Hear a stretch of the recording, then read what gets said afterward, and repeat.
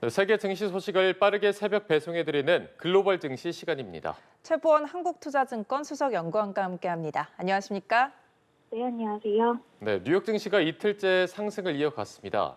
대중 관세를 절반 이상 인하하는 방안을 검토 중이라는 현지의 보도도 있었고, 미중 관세 협상이 진전을 보일 것이라는 기대감이 반영된 것인지 간밤의 증시 상황 어떻게 보셨습니까?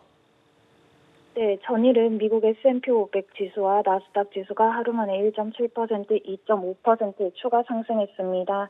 장 초반에는 하락 출발했던 미국 주요 지수가 트럼프 대통령과 중앙은행의 갈등이 제한적일 수 있다라는 점과 대중 관세도 제한적일 수 있다라는 가능성이 시사가 되면서 상승 전환을 했기 때문인데요. 관세와 경기 불확실성이 크게 반영이 되면서 조정이 컸던 업체들 중심의 반등이 지속이 되는 국면이 보여졌습니다. 장 후반에는 베센트 재무부 장관이 트럼프 대통령이 대중 관세를 일방적으로 인하하겠다라는 제안을 한 것은 아니다라고 언급을 하면서 상승분을 일부 반납하기도 했지만은 미국 대표 지수는 이틀 연속 상승세가 지속이 됐습니다. 필라델피아 반도체 지수와 같이 단기 조정이 컸던 지수와 같은 경우에도 하루 만에 3.96% 상승했습니다. 예, 특히 기술주들이 대거 상승을 했습니다. 일론 머스크가 경영에 집중하겠다고 하면서 테슬라 급등하기도 했는데요. 기술주들의 상승 요인 어떤 것들이 있을까요? 아무래도 전일 같은 경우에는 단기 조정이 컸던 업체들 반등이 컸다라고 말씀을 드렸는데요. 대표 성장주들 일제히 반등했습니다. 관세 부담이 완화가 되면서 S&P 500 지수 내에서도 단기 조정이 컸던 IT 경기 소비재 업체가 반등을 했는데요.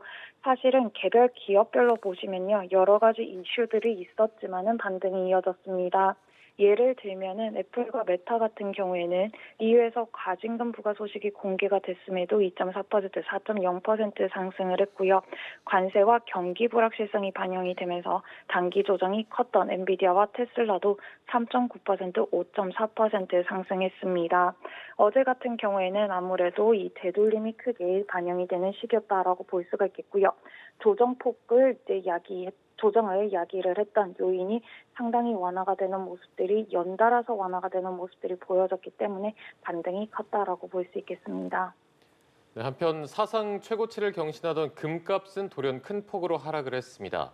투자 심리가 되살아났기 때문이다라는 분석도 있는데 안전자산으로 꼽히는 금값의 조정이 더 이뤄질 가능성도 있을까요?